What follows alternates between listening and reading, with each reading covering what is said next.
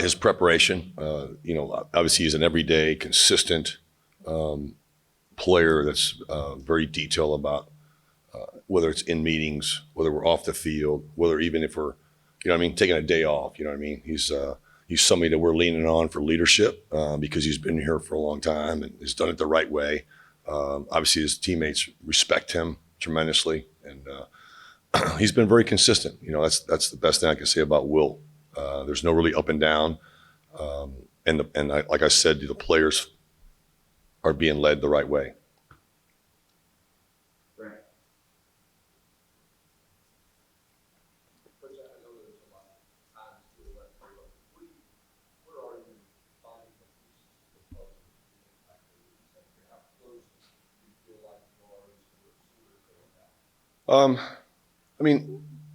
I think we've got multiple guys at multiple positions, right? That we want to feel good about, and we are feeling good about. This obviously, being on a 10th practice, we want competition, and we've got that at every position.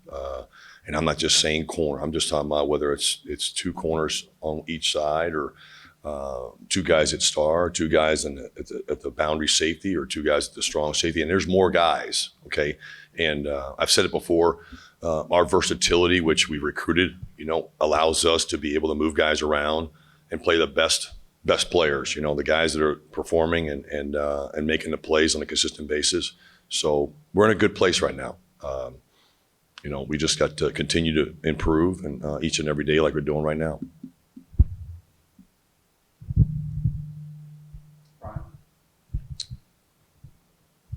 Where are you guys at in the star competition since Jordan Thomas went down?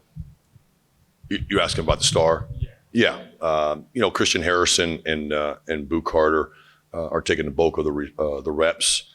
We know in the back of our minds that we have others that have played the position, whether it's Will Brooks or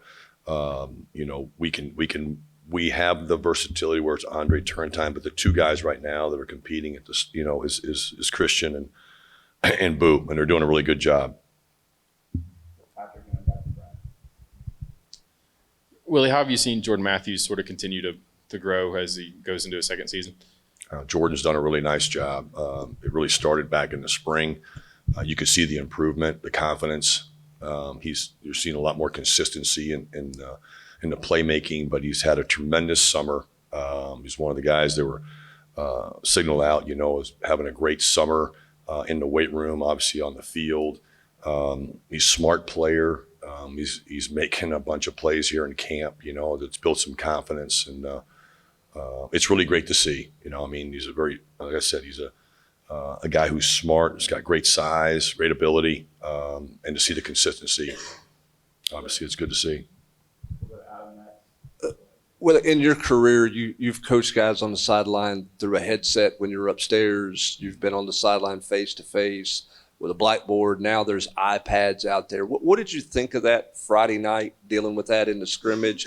What are the pros and cons to having that technology on the sidelines as an assistant coach trying to communicate adjustments and things like that to your players? Yeah, again, we're getting used to it right now. Obviously we're trying to practice that. We did it for the first time. And the one thing I can tell you is, obviously from an efficiency standpoint, we just got to be better at organizing it.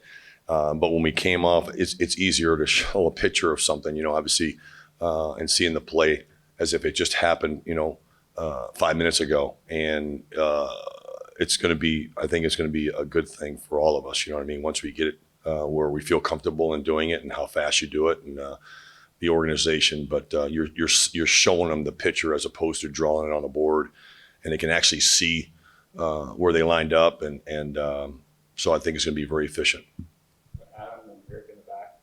Last couple of years, you've had a lot of different guys that have played a lot of football together. You have different pieces you're fitting together now, whether freshmen or transfers or whatever. Can you simulate cohesiveness, or can you tell what you have there, cohesiveness of the whole secondary before playing a game? Again, we have the same standards and expectations at each position, right? We no different than us at defensive back, and we've got a great mixture of guys that have been here, right? And then obviously we've got the young, talented players that are coming in inexperienced that lack the reps. We've done a really good job from the time they stepped on campus, right, with that leadership, and every day holding them up to the standard and expectations. And it's obviously a lot easier when you have a really good room, okay, a good culture, and they've seen others do it. They've had success in the past. And so the cohesiveness would just come from consistency and guys making plays, and again, that's, I love the room. I really do. I love the group. I think it's one of the best groups I've ever been around in my career. And they care about each other. They hold each other accountable. It's not a bunch of yelling and screaming, man. It's really structured. It's really cool. We've said it before. I think the staff has said it, and it's a lot different than it was the first year or the second year. It's running on its own gas now. It's kind of hard for me to get my points in when somebody does make a mistake. Somebody's correcting it. Somebody's standing right there. I got it, coach. And that's kind of cool to see. So, man, if you have that with the talent and the skill that we have, we just got to be consistent every day.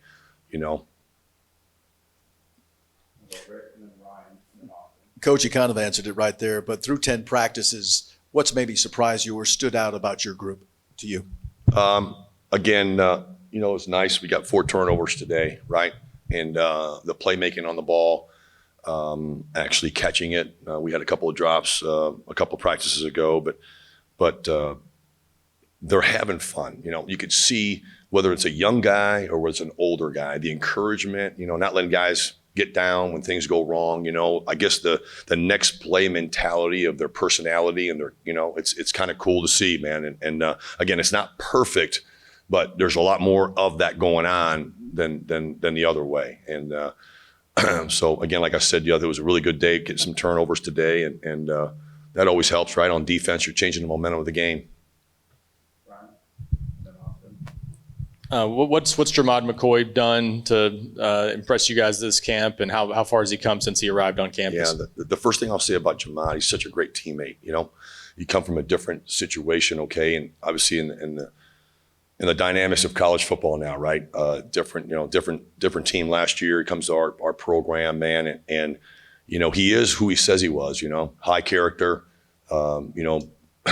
He's a great player, but gosh dog, he's a great kid. He's a great young man, and coming into our room, he knows exactly how to feel.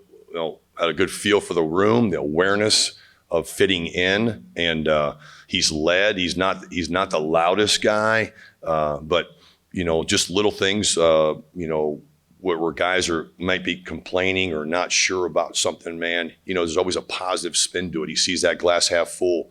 And I've noticed that from the beginning is the consistency every day. He's a very competitive person, both on and off the field. And he's a playmaker, He's one of those guys that just got one of the turnovers today, and when he doesn't get something or it doesn't happen for him, man, he's harder on himself. And the teammates see that. The players see that. And so he's not much of a talker. He's kind of more, I'm going to do what I'm saying, I'm going to do. And leads by a great example. He's setting the example every day. Well, talk about Caleb Beasley. Obviously had to miss spring after he got hurt, but kind of how's he rebounded from that, and what have you seen out of him these first 10 or so days? Yeah, man, he's rebounded really well. Obviously it's great to have Bees out there, and his versatility. He's a smart player, and he's really shown some consistency. Okay, he's obviously was really rusty. He didn't have the reps that some of the young players had, obviously from January. But again, you can see the playmaking ability that he had when he was in high school, and he's made some of those plays, and it's really good. No, he's gotten better and better each day. How has guys like Chris Brazzle continued to test and challenge your DBs? Every day, his speed, his competitiveness. Braz is very competitive and plays with a lot of fire and energy. We better do that on our side of the ball, right? I mean, that's what you got to have, great energy and stuff like that. But very competitive, high level player. So that's only going to make us better. And we got a great group of wide receivers, that. Again, they're going to be playing on Sundays, right? So it's easy for my job to just tell the kids, hey, man, you want a great resume? Put it on video. Put it on video against these guys who are going to be playing on Sunday. And Braz is one of those guys, highly competitive, physical player, not very quiet, You know, it's kind of cool. That's kind of like we like it. And but he's making us better. No, he was limited a little bit at first, but what is Jaylen McMurray kind of bringing to your room, and what do you envision his role this season?